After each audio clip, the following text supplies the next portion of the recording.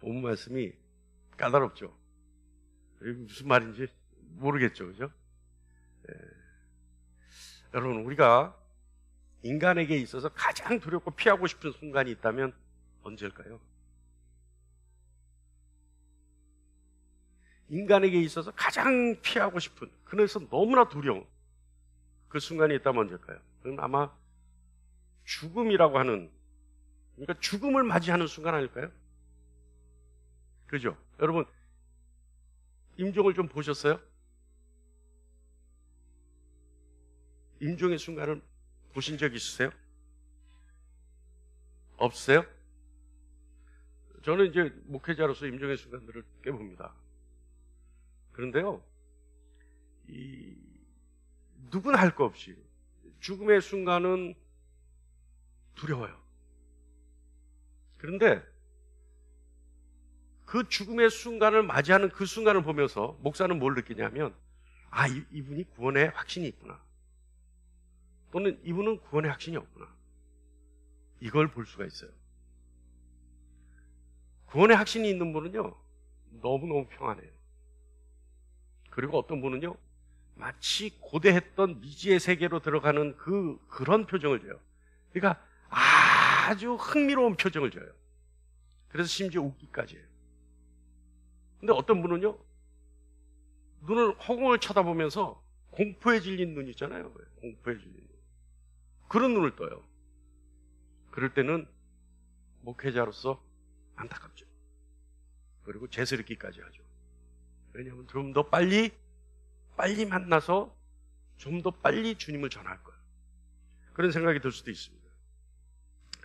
이 죽음은요, 여러분, 인간이 모두가 공평하게 가질 수밖에 없는, 피할 수 없는 인생의 결말이죠.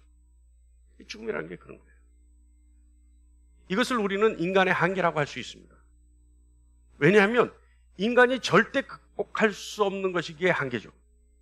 그러니까 누구에게나 공평하게 가지고 있는 한계, 이것이 죽음입니다. 그래서 모두가 죽음이라고 하는 한계를 극복하고 싶어 하지만 극복할 수 없기에 두려움을 갖는 겁니다. 그런데요, 하나님은요, 성경에서 인간이 죽었을 때 무슨 일이 일어나는지에 대해서 보여주고 계세요. 왜냐하면 그래야지만 인간이 두려움 없이 소망과 기대를 가지고 살아갈 수 있기 때문입니다. 좀 전에 제가 얘기했죠? 구원의 확신에 있는 분은 그 죽음의 순간에도 기뻐한다니까요. 그리고 너무너무 호기심 어린 표정을 지어요. 과연 저 너머에 주님은 나를 어떤 모양으로 반겨주실까? 이런 상상을 하고 있는 것 같아요. 그 표정을 보면. 그러니까 하나님이 성경에 우리 인간이 죽었을 때 어떤 일이 일어날 것이다라는 것을 보여주신 이유는 우리가 그 죽음 이후에 나타나는 소망과 기대를 가지고 살아갈 수 있게 해주시려고. 인정하십니까? 할렐루야. 할렐루야. 하나님 안에 있는 성도들은요, 소망과 기대를 가지고 인간이 하나님을 의지하고 또 하나님의 영광을 사모하게 하고, 그리고 인간을 영원한 나라로 이끄시는 하나님의 공의로우신 일을, 확신을 가지고 즐거워하는 겁니다. 그것이 인간이죠. 여러분, 이런 분들 보셨어요? 죽었다 살아났다. 좀 한 몇 번 봤어요. 죽었다 살아났다. 그러니까 죽었다 살아났다는 것은 진짜 생명이 끊어져서 살아났다는 것이 아니라 거의 죽음 직전까지 갔다가 구사일생으로 살아났다. 주변에 그런 분 보셨어요? 못 보셨어요? 전 한 두세 분 봤어요. 근데요, 이런 분들이요, 거의 공통적으로 나타나는 현상이 있어요. 그리고 하는 말이 있어요. 그럼 뭐라 그러냐면, 아, 이제부터 덤으로 산다. 왜 우리 삼풍백화점 사건 기억하시는 분 있습니까? 그죠? 그때 몇 시간 만에 구출됐던 사람들은 뭐라 그래요? 이제부터 덤으로 산다. 그래서 뭐라 그래요? 덤으로 사는 인생이기 때문에 어떻게 산다? 남을 위해 살겠다라고 얘기하잖아요. 그렇잖아요? 근데 이런 사람들은요, 우리가 자세히 보면 자기 자신보다 이웃을 먼저 생각합니다. 그 원수를 용서해요, 그 사람들은. 그리고 다른 사람의 필요를 채워주는 삶을 사는 모습을 볼 수 있어요. 다는 아니지만 거의 다가 그런 모습을 가지고 살아가요. 그런데 여러분, 인간이 죽을 때 무슨 일이 일어나는지에 대한 진리를 정확하게 알고 있다면 그 진리가 죽음으로부터 자유하게 합니다. 그래서 진짜 그 진리를 아는 사람들은 그 진리를 아는 순간부터 마치 덤으로 사는 인생을 사는 사람들처럼 물질에 얽매이지 않고 원수를 사랑합니다. 그리고 이웃을 자신보다 더 먼저 생각할 줄 아는 사람으로 살아갑니다. 자, 그렇다면 우리가 한번 생각해 볼 필요 있죠. 아, 그럼 나는 죽음에 대한 진리를 확실하게 알고 있는가? 스스로 진단해 볼 수 있잖아요. 여러분, 덤으로 사는 인생을 사는 사람들처럼 삽니까? 네? 지금 내가 죽음에 대한 진리를 아는 사람처럼 살아가고 있나요? 이웃을 먼저 생각하고 원수를 사랑하고 그리고 이웃이 필요한 것을 채워줄 줄 아는 삶을 살아가고 있나요? 그것이 부족하다면 나는 아직 죽음에 대한 진리를 정확하게 모르는 거예요. 자, 여러분, 계시록 21장 1절로 4절 말씀 한번 보겠습니다. 이 실내가 덥지 않나요? 안 더워요? 아, 더워요? 안 더워요? 아, 시원해요? 그럼 됐습니다. 회중이 시원하다면 됐어요. 제가 땀을 좀 흘리고 말죠. 됐다니까요? 됐어요. 우리 교회처럼 목사의 권위가 없는 교회가 없어. 목사가 됐다는데 끝까지 켜요. 야, 우리 교회는 정말 자유한 교회입니다. 할렐루야. 네. 자, 요한계시록 21장 1절로 4절 말씀 한번 볼게요. 다 같이 한번 읽어볼까요? 천천히 읽습니다. 말씀을 음미하면서 천천히 읽습니다. 시작. 또 내가 새 하늘과 새 땅을 보니 처음 하늘과 처음 땅이 없어졌고 바다도 다시 있지 않더라. 또 내가 보매 거룩한 성 새 예루살렘이 하나님께로부터 하늘에서 내려오니 그 준비한 것이 신부가 남편을 위하여 단장한 것 같더라. 내가 들으니 보좌에서 큰 음성이 나서 이르되 보라, 하나님의 장막이 사람들과 함께 있음에 하나님이 그들과 함께 계시리니 그들은 하나님의 백성이 되고 하나님은 친히 그들과 함께 계셔서 모든 눈물을 그 눈에서 닦아주시니 다시는 사망이 없고 애통하는 것이나 곡하는 것이나 아픈 것이 다시 있지 아니하리니 처음 것들이 다 지나갔음이로라. 뭔지 모르긴 몰라도 고통이 없다는 건 느껴지죠? 이 말씀이. 모르긴 몰라도 뭔가 그죠? 우리를 얽매였던 모든 고통과 고난이 다 사라질 것이라는 것은 느껴지죠? 자, 거기까지 하면 됩니다. 자, 이건 요한이 쓴 계시록이죠. 요한 사도가 쓴 계시록인데 요한 사도는 뭐라고 얘기를 하냐면 새 땅이 있을 것이고 하나님은 그 땅에서 사람들과 함께 영원히 거하실 것이다 라고 얘기합니다. 1절부터 4절까지 말씀이죠.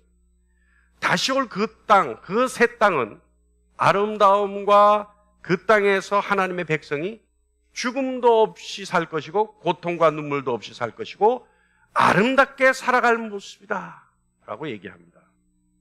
그리고 또한요, 가장 중요한 건 뭐냐면 하나님이 멀리 계시지 않고 그들 가운데 장막을 치시고 영원히 거하신다는 겁니다.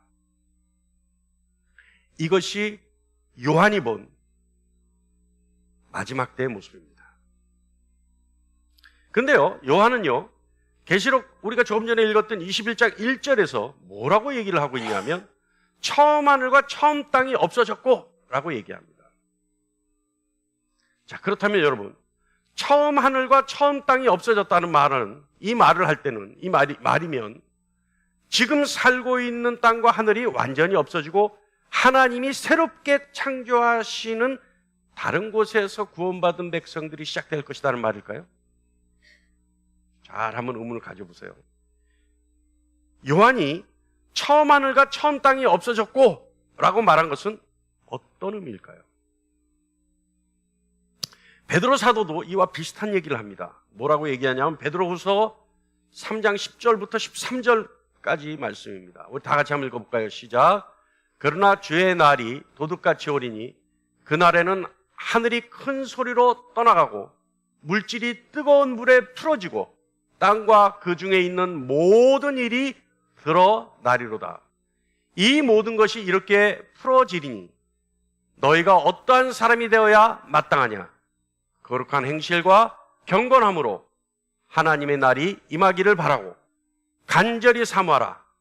그날에 하늘이 불에 타서 풀어지고 물질이 뜨거운 물에 녹아지려니와 우리는 그의 약속대로 의가 있는 곳인 새 하늘과 새 땅을 바라보도다. 요한도 비슷한 얘기를 하죠. 새 하늘과 새 땅이 나옵니다. 여러분, 우리가 소망하는 영원한 최종적인 상태가 의가 거하는 새 하늘과 새 땅이에요. 그러니까 계시록 21장에 요한 사도가 얘기하는 것과 베드로 사도가 얘기하는 것과 비슷하죠. 자, 베드로 사도는요, 하늘이 떠나간다고 3번이나 말합니다. 어떻게 하냐면 베드로후서 우리가 조금 전에 읽었던 3장 10절 물질이 뜨거운 물에 풀어지고 라고 얘기합니다. 그리고 베드로후서 3장 11절에 이 모든 것이 이렇게 풀어지리니 라고 얘기합니다. 그리고 또한 베드로후서 3장 12절에 하늘이 불에 타서 풀어지고 물질이 뜨거운 물에 녹아지려니와 라고 얘기합니다. 다시 질문합니다.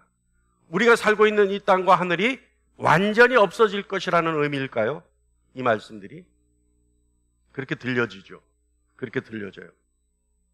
그러면 하나님은 구원받은 자들을 하나님이 새롭게 창조하시는 새 땅과 새 하늘에서 시작하게 하실까요? 그렇게 들려져요. 그러나 여러분, 계시록과 베드로후서의 말씀의 진정한 의미는, 다시 말하면 계시록 21장 1절과 베드로후서 3장 10절에 있는 말씀은 없어질 것 이렇게 얘기하죠. 근데 이 없어질 것이라고 말하는 것은 존재가 사라진다는 의미가 아닙니다. 현재의 상태가 없어질 거라는 거죠. 그래서 현재의 상태가 없어져서 어떤 변화가 생겨날 것이라고 생각하는 것이 더 정확합니다. 베드로후서 3장에서 이 하늘과 땅이 풀어진다라고 하는 것은 완전한 소멸을 말하는 것이 아닙니다. 오히려 파괴를 말하는 것 같습니다. 그러니까 없어지는 것이 아니라 파괴된다라고 얘기하는 것이 더 정확한 의미라는 거죠. 자, 정리하면 이 세대가 끝날 때 지금까지 우리가 알고 있었던 방식으로 이 세대와 이 세상이 더 이상 존재하지 않는다는 얘기입니다. 그래서 이제까지 있었던 모든 것들은 더 이상 존재할 수 없는 상태가 되는 것. 그래서 대격변의 사건이 일어날 것이라고 하는 의미입니다. 다시 얘기하지만 존재 자체가 사라지는 것이 아니라 더 이상 악한 것이 존재하지 않는 정결한 상태를 의미하는 겁니다. 그래서 하나님이 예비하신 새하늘과 새 땅, 다시 말하면 영원한 영광과 의와 평강에 걸맞는 상태로 준비되어지는 것을 말합니다. 할렐루야, 할렐루야. 우리가요, 몇 주 전인가 우리의 부활은 어떻게 된다고요? 지금 한 2, 3주 얘기했었는데 우리의 부활은 어떻게 부활된다고요? 신앙인인도 이 부분에 대해서는 무지한 분들이 많습니다. 우리는 어떻게 영원히 살아요? 할렐루야. 우리는 어떻게 영원히 살 수 있어요? 죽었는데, 육신은 죽었는데 어떻게 영원히 살 수 있어요? 주님이 우리를 지금 상태의 몸으로 부활시키죠. 그래서 그 부활된 몸으로 우리는 영원히 사는 거죠. 몇 살? 몇 살? 30대 초반.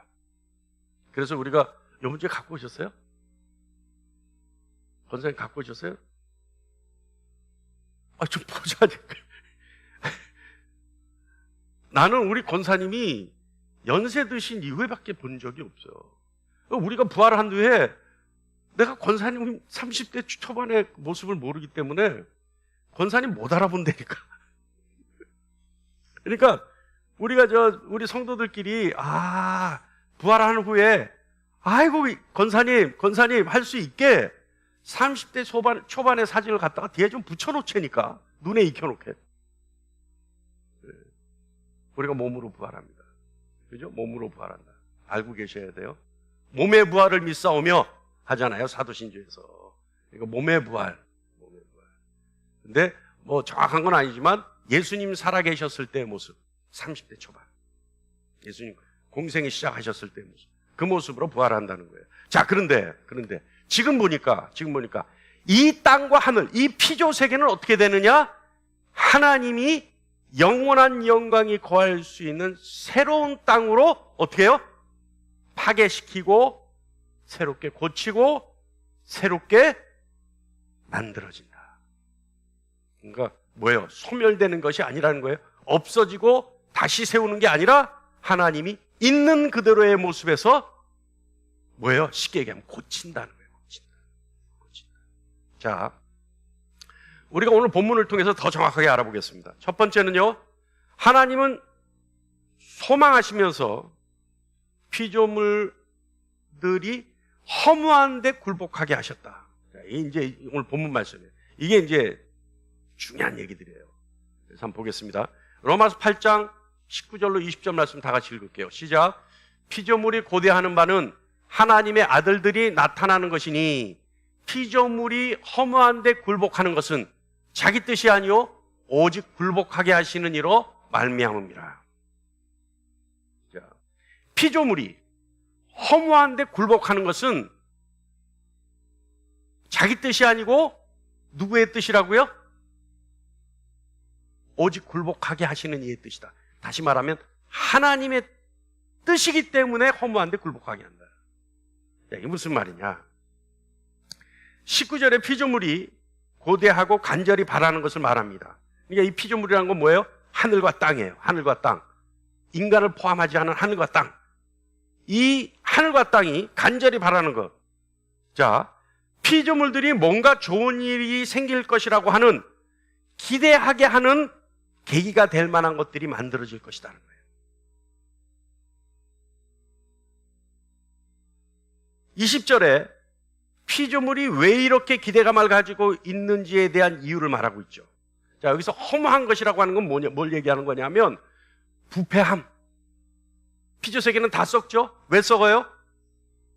없어질 것이기 때문에 썩어요. 그래서 부패함, 그 다음에 질병, 그 다음에 재앙, 이 고통들, 이거 허무한데요. 그러니까 피조물들의 허무함은 하나님이 피조물에 대해 일시적으로 내린 저주이고, 그렇게 하신 이유는 더 큰 소망이 다가오고 있기 때문이라는 것을 암시한다는 겁니다. 그러니까 새로운 것에 대한 기대가 있기 때문에 지금 현재의 것에 대한 정확한 시선을 가지고 바라볼 수 있는, 그리고 이 현실을 한탄할 수 있는 상황이 만들어질 것이다. 그래서 피조물이 허무한 데 굴복하는 것은 자기 뜻이 아니요 오직 굴복하게 하시는 이로 말미암음이라. 그래서 그것을 바라는 것이다. 바울이 참 어려운 사람이죠. 로마서 누가 썼어요? 바울이 썼죠. 참 이 사람이 어려운 사람이에요. 그러니까 정말 이 신학을 하는 사람들의 신학을 하는 사람들을 보면요, 천재가 많은 것 같아요. 그리고 거의 미친 사람들이 많은 것 같아요. 이 신학을 하는 사람, 유명한 사람들의 책을 읽어보면요, 내 스스로가 미치지 않으면 그 글의 내용을 볼 수가 없어요. 그래서 제가 한동안 바르트 책을 많이 읽어봤는데, 바르트라고 하는 유명한 신학자가 있습니다. 그 사람의 책을 읽어보니까 어떤 교수가 이제 쉬는 시간에 앉아서 책을 좀 읽고 있었더니 그 바르트의 교회학이라는 게 아주 유명한 책이에요. 그래서 한 번쯤 봐야 된다 그래서 제가 한번 보고 있는데 사실 눈은 보는데 이해는 안 가. 그랬더니 어떤 교수님이 지나가다가 나한테 그래. 바르트 책을 들고 있는 신학생이 가장 불쌍한 신학생이에요. 근데 그렇게 얘기를 들을 수 있는 사람이 바르트뿐만 아니에요. 거의 네노라는 신학자들의 책은 다 그래요. 다 그렇게 어려워요. 그러니까 왜냐하면 그 사람들의 스승이 누구예요? 바울이란 말이에요. 바울. 그러니까 이 양반이 얼마나 어렵게 글을 써요. 네. 자, 여러분, 지금 이곳에 있는 이 악들, 악이라고 한마디로 평할 수 있는 이 모든 재앙, 질병, 고난, 고통, 이 모든 것들이 왜 있느냐? 이것을 용납하시는 분은 하나님이신데 이것을 왜 하나님은 용납하시느냐? 여러분, 새벽 기도 갔다가 왜 교통사고로 죽어요? 왜 신앙심이 좋은데 질병으로 죽어요? 왜 이것이 있느냐? 이것이 있느냐? 이것이 있는 이유는 이 허무함으로 세상이 끝나는 것이 아니라 허무함이 지나가고 난 뒤에 하나님이 보여주실 새 하늘과 새 땅이 있기 때문에 그것을 소망하는 기대감이 더 팽배하게 하기 위해서 현재 이것이 있다는 거예요. 이해하십니까? 이해하십니까?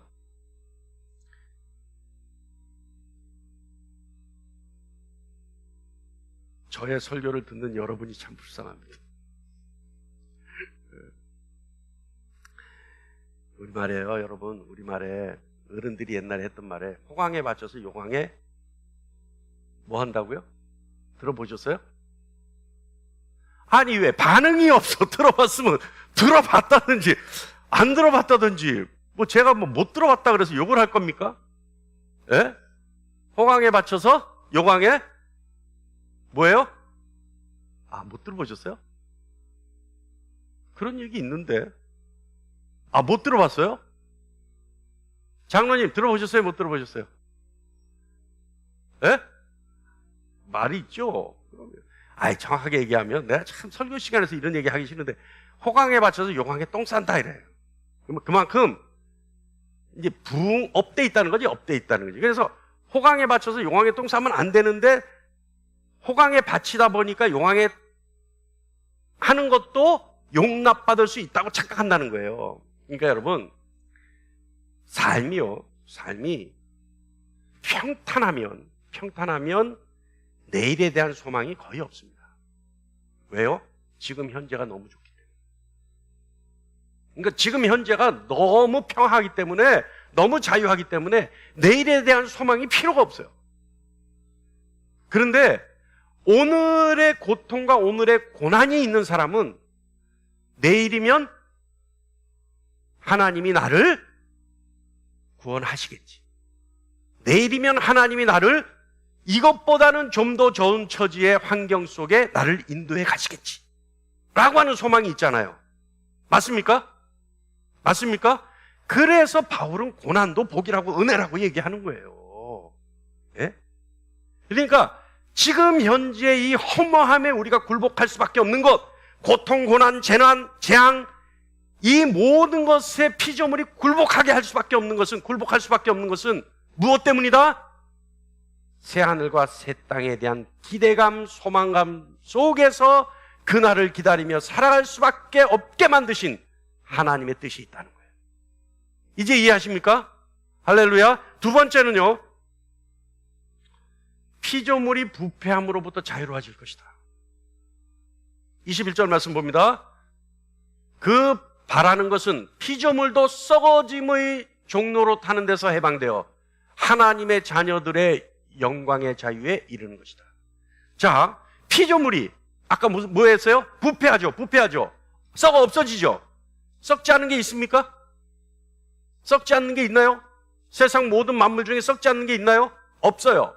그러니까 피조물도 하나님이 만드신 세상의 이치, 그러나 그 이치가 악이 들어오면서 부패하기 시작했죠. 그러니까 피조물도 썩어짐의 종로로 타는 데서 해방되었다. 그렇다면 무슨 뜻이에요? 썩어지지 않을 것이다라는 거예요. 피조물도 영원할 것이라는 거예요. 그래서 하나님의 자녀들의 영광의 자유에 이르는 것이다. 하나님의 구원받은 하나님의 자녀들과 같이 될 것이다. 이것이 새하늘과 새 땅의 모양입니다. 그러니까 피조물은 소멸되어지도록 운명지어졌지만 이제 그것으로부터 해방되어질 것이다. 부패함의 종로로 타는 데서 자유로워질 것이다. 그런데 하나님은 소망 가운데 있게 하기 위해서 그 허무함에 굴복하게 하셨다. 그러니까 이 세상이 이치가요, 하나님이 지으신 이치라는 겁니다. 쉽게 얘기하면. 그래서 어쩜 하나님이 왜 이렇게 하셨어요? 어쩜 하나님은 왜 이렇게 만드셨어요? 모르고 하는 소리라는 거예요. 왜요? 하나님이 내일에 대한 소망을 가장 극대화시키기 위해서 이렇게 하셨다는 거예요. 그러니까 여러분, 부패하는 것, 썩는 것, 재앙이 오는 것, 이거 다 뭐라고요? 허무한데 굴복하게 하시는 하나님의 뜻이라는 거예요. 그래서 우리는 천하만사가 다 어떻게 해요? 하나님의 뜻이다. 그래서 모든 것이 하나님의 섭리 속에 있다, 이렇게 얘기하는 거죠. 여러분, 정결케 하고 자유케 하시는 하나님의 놀라우신 은혜가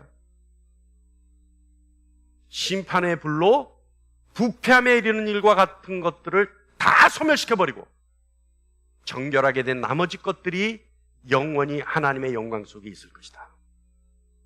할렐루야. 지금 여러분은 이 말씀을 들으면서 그게 나하고 무슨 상관이 있어요? 무슨 상관이 있어요? 상관없어요? 어떻게 돼도 상관없어요? 무슨 상관이 있냐면 앞으로 저와 여러분이 살 것이기 때문에 상관이 있는 거예요. 아, 우리가 앞으로 부활한 후에는 그런 곳에서 사는구나 라는 소망을 갖기 위해서 이 일이 필요한 거예요. 할렐루야. 세 번째는요, 피조물이 해산의 고통을 겪게 될 것이다. 지금 이제 그것이 겪고 있는 거예요. 해상의 고통은 뭐냐 하면 22절에 다 같이요, 시작. 피조물이 다 이제까지 함께 탄식하며 함께 고통을 겪고 있는 것을 우리가 아노라. 지금 피조물이 힘들어서 고통 속에, 고난 속에, 재앙 속에 있다는 거예요.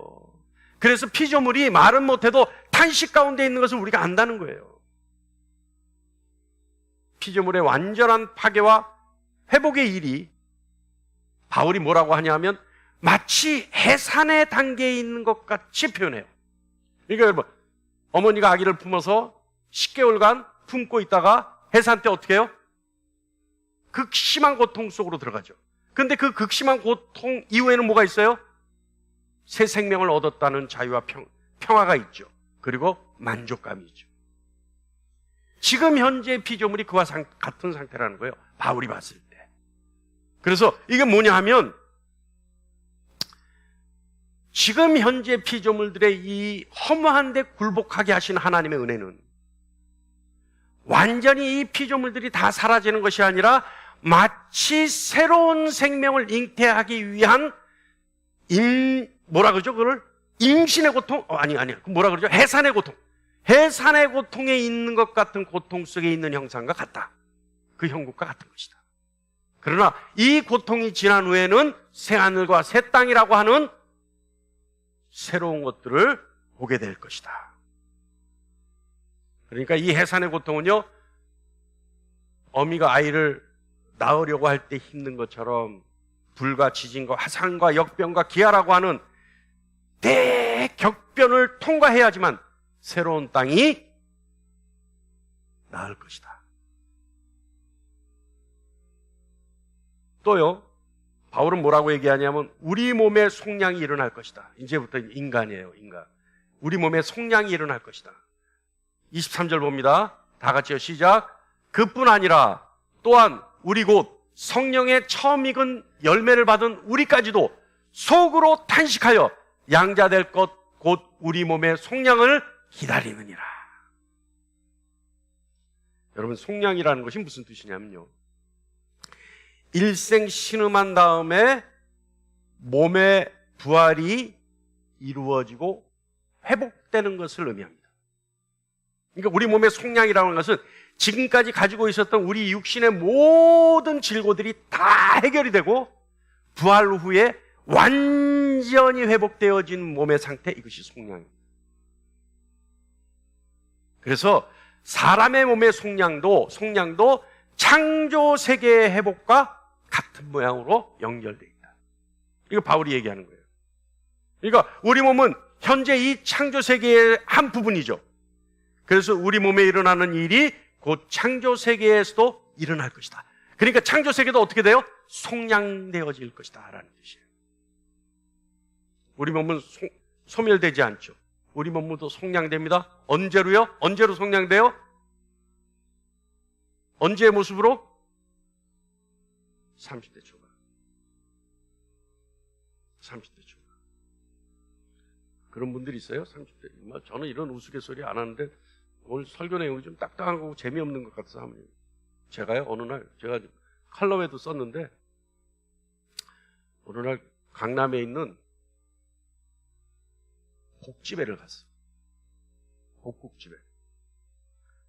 갔더니 조금 전에 나간 사람, 아가씨가 내려가는 걸 봤는데, 올라가면서 내려가는 걸 봤는데 여기 앉아있는 거예요.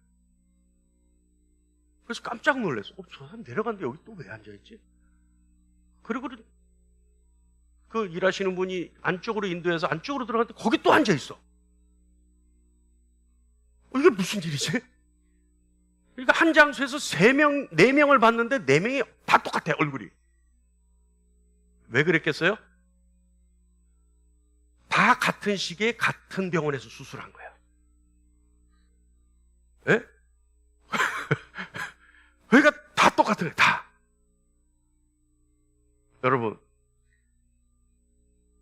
30대 초반의 모습이 전혀 다른 모습인 분도 있어요? 지금과? 아니, 나이 들어서 바뀐 거 빼고. 예? 그런 분들은 하나님께 기도하십시오. 하나님, 저는 30대 초반의 모습이 아니라 의술의 힘을 빌린 지금의 모습으로 부활하게 해주세요. 하여간 이런 얘기하면 다 웃어요. 예? 할렐루야.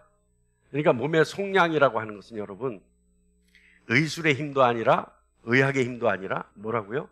하나님이 부활시켜서 완전히 모든 질고가 다 사라진 깨끗한 모습. 그래서 인간들도, 하나님의 구원받은 백성들도 그 몸의 속량을 기다린다. 그런데 그 몸의 속량을 기다리고 속량되어진 모습같이 피조세계도 그렇게 될 것이다. 이게 바울의 이야기입니다. 성령의 감동을 받은 바울의 이야기죠. 여러분 어떠세요? 우리가 다 같이 부활되어져서 30대 초반의 모습으로 부활되어지고, 세상은 어떻게 돼요? 모든 허무한 것이 다 쓰러져 버리고, 다 쓰러져 나가버리고, 하나님의 능력에 의해 새롭게 되어진 모습. 얼마나 기가 막힐까요? 제가요, 여러분 그런 모습을 한번 상상해 보셨어요? 그 새롭게 되어진 모습은 어떤 색깔일까?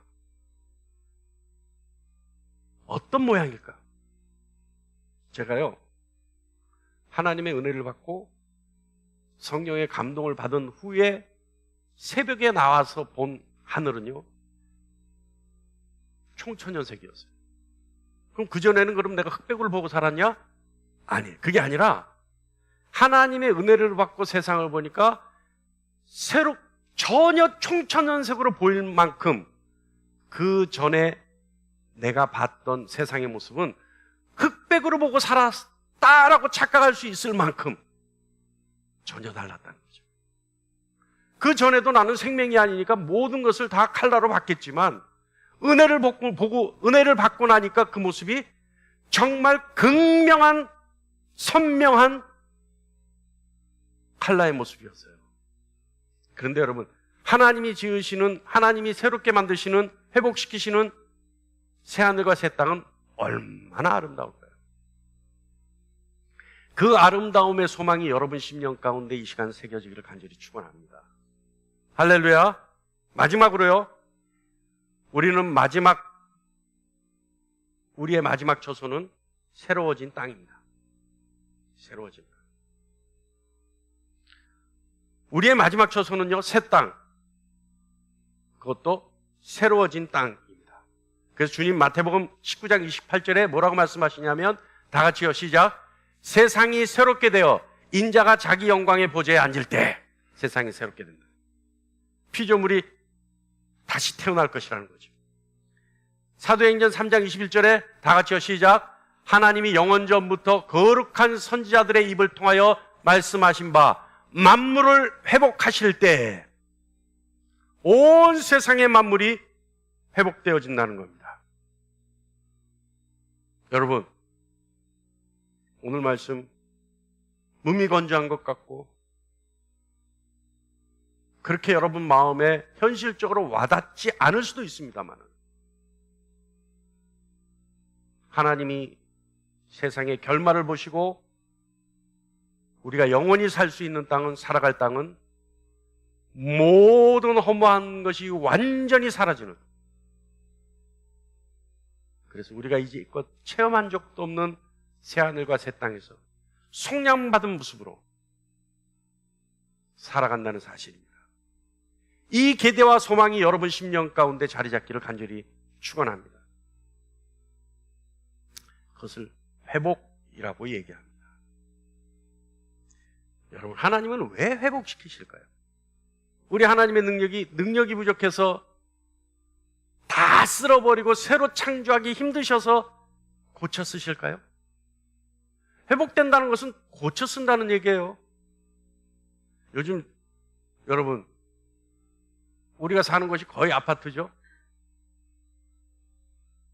재활용 물건들 내다 버리는 거 여러분 본 적 있으세요? 있어요? 가보면은 거의 다 쓸만한 것들이에요. 거의 다 쓸만한. 진짜 버려야 될 물을 버리는 건 거의 본 적이 없어요.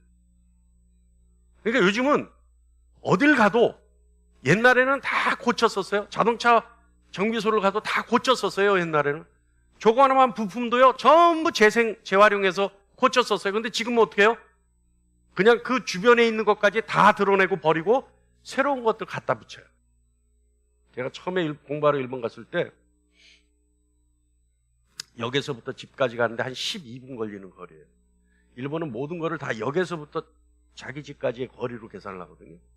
근데 12분 정도 거리에 걸어가는데 가전제품들이 나와서 있어요. 길거리에. 내가 보기엔 다 쓸만한 거예요. 다 쓸만한 거예요. 근데 거기에는 붙어 있어요. 이건 아직도 쓸만한 거니까 가져가실 분 가져가세요. 이렇게 다 써서 붙여놨어요. 그것이 벌써 수십 년 전 아니에요? 너무 신기했어. 그리고 야, 일본이 잘 살기는 잘 사는구나. 근데 그 사람들이 그렇게 한심해 보였어. 왜 이것들을 더 안 쓰고 버릴까? 근데 그게 오늘날 우리나라가 돼버렸어요. 제가 보면 정말 안타까워요. 그때 제가 주워다 쓴 습관이 돼서 지금도 쓰레기, 재활용 이 물건들이 나와 있는데 보면 들고 가지는 않지만 한 번은 눈은 여겨 보는 습관이 있어요. 저건 진짜 아깝다. 근데 여러분, 하나님도 고쳐 쓰는데 왜 인간은 안 고쳤을까요? 예? 여러분, 하나님은 왜 고쳤을까요? 그렇다면 인간도 웬만하면 갖다 버리고 새로운 거 사는데 하나님은 능력이 안 되고 여유가 없어서 갖다 버리고 새로 만들지 않고 고쳐 쓰실까요? 저는요, 하나님이 왜 고쳐 쓰는지에 대해서 한번 생각해 봤습니다.